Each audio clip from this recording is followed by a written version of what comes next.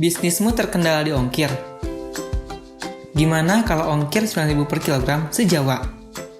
Iya benar, se-Jawa. Gratis sewa gudang, biaya packing hanya 2.000 per kirim. Yuk, bergabung ke Guyub. Guyub, saluran distribusi online.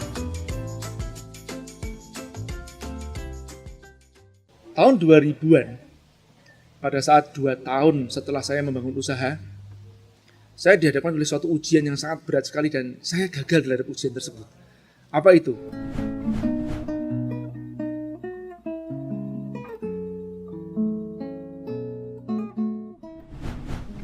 Saya bukan ustadz, jelas. Mungkin sebelum-sebelumnya saya pakai kupluk, karena rambut saya sedang nanggung pendek, setengah panjang. Nah sekarang saya mau panjangin nih. Jadi biar teman-teman tahu bahwa pada saat saya membahas sesuatu masalah, saya bukan sebagai ustadz teman-teman, karena saya sebagai santri pun tidak pantas disebut sebagai santri. Seorang santri itu setidaknya harus menguasai 14 cabang keilmuan. Nah saya santri aja nggak masuk, apalagi ustadz. Jelas ya? Baik, nah saya mau disclaimer masalah ini duluan. Dan saya bukan motivator, karena saya tidak memberikan motivasi. Hanya saja saya hanya berusaha menjadi seorang penggeser ideologi yang sudah salah kaprah di lapangan sana. Oke, sekarang hari ini saya akan membicarakan masalah pengalaman saya nih. Ini saya bolak-balik selalu sharing tentang masalah pengalaman saya di masa lalu. Karena masa lalu saya banyak yang baik dan juga banyak yang tidak baiknya. Salah satunya cerita ini. Tahun 2000-an, pada saat 2 tahun setelah saya membangun usaha, saya dihadapkan oleh suatu ujian yang sangat berat sekali dan saya gagal dalam ujian tersebut. Apa itu? Pada saat itu, omset saya mentok sekitar 20 ribuan Singapura dolar. Uang sekarang mungkin sekitar 2 miliar. 2 miliar. 200 juta. Ya. Nah, mentok di angka itu, dan waktu itu saya sudah punya satu orang salesman, Mas Ipung ya. Terus kemudian satu orang karyawan, Sitiani. Suatu malam, saya di-challenge atau ditantang nih oleh partner saya, orang Singapura. Dia bilang gini, Jamon Jaya, you are too holy man, dia bilang begitu. Kamu terlalu suci, dia bilang begitu. Sebetulnya suci itu nggak ada yang namanya terlalu ya. Tapi ya sudahlah, itu intinya seperti itu dia mengatakan. Dan intinya apa sih sebenarnya dia ngajakin saya? Kamu jadi orang jangan lempeng-lempeng banget dalam berbisnis. Karena apalagi bisnisnya ini kan B2B. Kemudian saya di-challenge oleh partner saya pada saat itu. Dia bilang gini, kita entertain mereka, entertain para end user atau para pelanggan-pelanggan kita, atau para buyer-buyernya. Saya waktu bicara seperti itu, saya mikir, enggak, saya bilang gini. Nah, di malam hari itu saya mikir, ya tidak. Akhirnya saya tergoda. Dengan omset yang sudah mentok, segitu-segitu enggak naik-naik, sudahlah. Saya mau belajar, ini belajar enggak kena nih. Jadi dari saya tidak pernah melakukan night entertain, tidak pernah memberikan suap, akhirnya dua-dua ini saya toleransi. Saya belajar dari suhunya nih. Malam hari itu saya mentoleransi. Meskipun saya dengan perasaan yang sangat deg-degan sekali dan saya berpesan kepada kawan saya, Mas Ipung ya, Mas nggak boleh sentuh kita berdua. Kita sudah berkeluarga. Sebenarnya mereka juga sudah berkeluarga yang lainnya ya. Nah tapi saya mengatakan seperti itu. Ya sudahlah. Malam hari itu beneran sesuatu yang kayak jantung saya mau copot. Nonton ke tempat dugem ya, dia pergi ke tempat dugem itu ya nggak usah saya ceritakan lah. Pokoknya tidak baik itu ceritakan. Nah intinya meskipun saya mengatakan udahlah, yang penting kita tidak ikut macam-macam dan jangan sentuh kita berdua. Malam hari itu beneran jantung deg-degan banget. Kenapa? Ya setidaknya bukan santri tapi pernah jadi santri kalong. Santri kalong tuh pernah belusuan masuk sesekali ke tempat pesantren begitu ya. Itu perasaan deg-degannya tuh tinggi banget. Jantung tuh kayak mau copot. Padahal itu nonton cewek gak beneran gitu loh. Gak beneran tuh gimana sih? Ya segitulah pokoknya, gak usah bayangin. Oke. Nah, saya pamitan kepada istri saya. Dan saya ngomong apa adanya kepada istri saya. Dan istri saya juga oke, ingat aku ya, dia bilang begitu. Iya. Itu malam pertama yang jantung saya hampir copot gara-gara saya ke tempat yang nggak benar. Saya toleransi seperti itu. Oke, lanjut. Setelah itu order beneran makin lancar, lebih lancar, bener, makin lancar. Kenapa? Ya sudah di-entertain. Habis itu sudah deal, transaksi kasih, ya komisi-komisi begitulah. Singkat cerita, beberapa saat kemudian, saya lupa, mungkin 1 bulan kemudian, terjadilah hal yang serupa di tempat ya yang berbeda. Ini kedua kalinya. Yang tadinya saya jantungnya hampir copot, sekarang sudah agak mulai mereda nih jantungnya, sudah mulai menikmati. Oke, menikmati hiburan-hiburan seperti itu. Nah, ini yang mau saya katakan teman-teman. Tapi pulangnya malam hari itu, istri saya netes air mata pada saat itu. Anak saya yang pertama baru usia beberapa bulan ya. Jadi waktu itu tahun 2002, karena anak saya sudah usia beberapa bulan. 2002 ke 2003 awal lah kira-kira. Nah, apa yang terjadi? Saya bilang begini, aku tahu kamu gak berbohong sama aku, tapi apa yang aku katakan juga kepada anak kita nantinya, kalau seandainya suatu saat nanti dia besar dan dia tanya, maka papa pergi kemana? Karena aku juga gak bohong, gak boleh bohong sama dia juga. Oh, papa pergi ke tempat yang gak karuan. Ya, nah disitulah saya tersentak.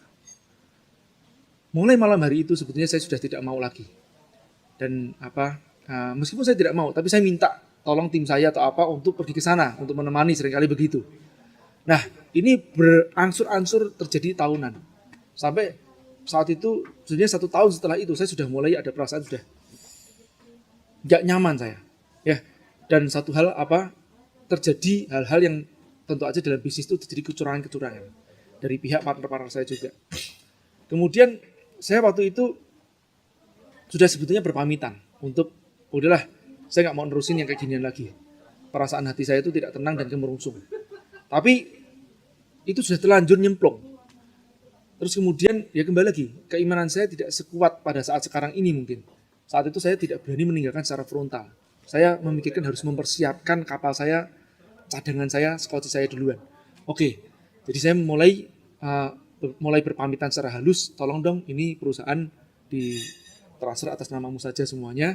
Aku gak mau ngambil sahamnya juga sama sekali. Ya, transfer ke semuanya tempatmu, aku tak ngurusin bisnis yang lain saja.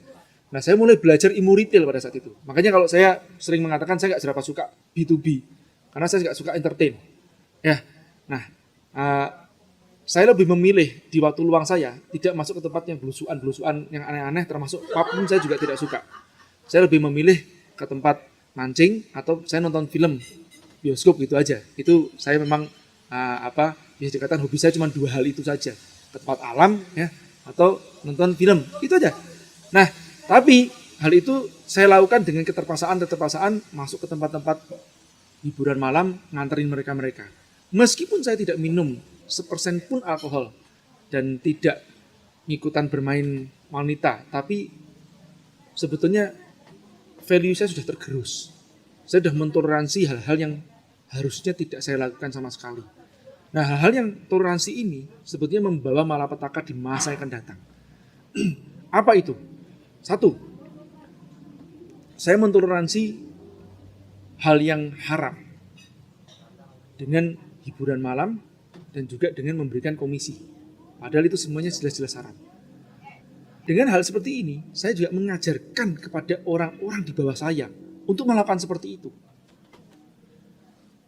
Meskipun pada saat itu saya sudah tidak mengikuti atau melakukan hal itu lagi, tapi orang-orang di bawah saya atau partner saya juga itu melakukan hal itu. Nah, apa hasilnya? Hasilnya adalah mereka juga mentoleransi value mereka. Yang tadinya mereka nggak pernah melakukan itu, mereka melakukan itu juga. Nah, kemudian karena mereka sudah biasa mentoleransi value, bukan hanya kepada Allah mereka berkhianat, akhirnya ya Allah aja dikhianatin, apalagi saya gitu loh. Nah, tidak heran uang yang mudah didapat itu akhirnya juga dikorap oleh mereka juga. Pada saat mereka korup, saya sempat ya menyalahkan mereka yang ngambilin duit saya lah gitu loh. Kenapa ya ini para salesman, para termasuk direkturnya juga ngambilin duit gitu loh. Saya awalnya menyalahkan mereka. Terus setelah saya putuskan untuk hijrah di tahun 2010, hijrah secara frontal, udahlah saya enak dengan semua ini, saya kepingin hijrah dan saya fisik hijrah saya ke Jawa, keluar dari Batam. Karena kalau saya tidak hijrah secara fisik, saya akan terpengaruh oleh lingkungan itu. Jadi saya secara fisik hijrah, dan ingat teman-teman ya, harus tahu bahwa saya hijrah dalam kondisi saya masih riba dan saya untung besar dari situ.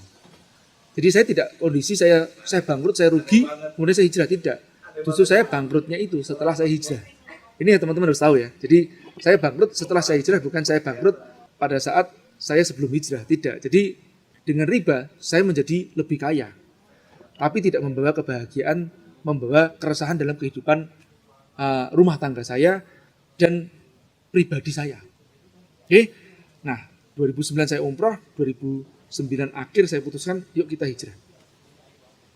2010 saya mulai hijrah ke Jakarta dan sampai 2012 saya mulai hijrah ke Bandung. Setelah itu mulai dibangkrutkan satu persatu, ya, dan saya terima itu. Dari situlah saya mulai merenung. Ternyata benar. Ini yang disebut namanya uang haram dimakan setan. Saya tadinya menyalahkan mereka-mereka. Setelah itu saya merenung dan saya menyalahkan diri saya. Sebagai seorang pemimpin atau pemilik perusahaan juga, saya mengizinkan mentoleransi diri saya untuk mentoleransi value-value agama saya. Dan dari situlah saya mulai melakukan hal-hal yang tadinya dilarang agama, saya lakukan. Night entertain. Kemudian apa? Komisi-komisi. Ya, meskipun komisinya pun juga saya sudah mengatakan, Pak, jangan besar-besar Pak ya, supaya ketahuan perusahaan. Tapi satu hal, saya tidak pernah melakukan KKN terhadap pemerintah. Karena itu juga pesan kakak saya juga. Beliau mengatakan begini, udahlah jangan masuk ke sana pemerintahan. Nanti dikejar-kejar KPK kamu. Dan begitu. Alhamdulillah, saya tidak masuk ke sana juga. Dan disumpahin sama rakyat. Tapi tetap saya melakukan hal yang haram. Oke, pada saat saya mentoleransi hal yang haram, yang kedua, saya mengajarkan yang haram itu atau mentoleransi hal yang haram itu kepada tim saya. Oke? Yang ketiga juga kepada anak dan istri saya, mereka mengetahui hal itu. Oke? Dan pada saatnya anak dan istri dimakanin sesuatu yang haram, itu tidak terjadi keberkahan dalam rumah tangga. Entah bentuknya apapun itu akan hilang. Ya. Atau misalkan bisa jadi ya bentuknya konsumtif, materialis, ya, hedonisme, ataupun juga mungkin sakit, ya. Terus juga untuk biaya-biaya yang lain termasuk rehabilitasi anak. Alhamdulillah anak saya nggak sampai seperti itu. Sudah insaf duluan. Oke? Nah, di tahun 2010 pada saat insaf itu tetap berlangsung terjadi yang tadi setannya tetap jalan. Kenapa? Karena di Batam tetap masih jalan. Nah, itu mulai bisnis saya digerogoti oleh partner saya. Ya. Dan saya tidak menyalahkan dia lagi. Saya justru mengoreksi diri saya. Iya, ini ajaranku yang aku ajarkan kepada dia. Yang tadinya dia mungkin tidak tahu hal itu. Dan saya ajarkan hal itu. Akhirnya apa? Yaitu uang haram dimakan setan. Itu setannya juga dimakan. Siapa setannya? Dia juga setannya. Ya, bisa jadi saya setan, saya iblis yang mengajarkan pada setan. Ya. Nah, ini nalar banget. Tapi ada yang mungkin mengatakan begini, Mas C, tapi aku melakukan semua itu dan aku tetap berjaya dan duitku tambah besar, orderanku tambah besar. Ya, artinya apa? Bisa jadi nanti balasanmu tidak di sekarang, tapi balasanmu di akhirat dengan mati su'ul khotimah. Mungkin juga ada yang mengatakan, tapi keluargaku juga harmonis juga tuh mati. Iya, tapi balasannya di akhirat itu yang lebih mahal. Neraka, jelas. Balasannya su'ul khotimah. Anda mau mana sekarang milihnya? Ya, ini nalar sederhana berbicara masalah menalarkan atau melogikakan uang haram dimakan setan. Kita punya pilihan itu. Mau jalan di jalan yang benar, membawa keberkahan, yang saya juga sekarang merasakan setelah saya hijrah, benar, keberkahan itu seperti itu. Ternyata nikmat sekali. Kita mendapatkan rezeki-rezeki yang matangan, bukan rezeki-rezeki yang mentahan yang kita harus belanjakan rezeki itu. Mudah-mudahan ini bermanfaat. Sampai ketemu di topik selanjutnya.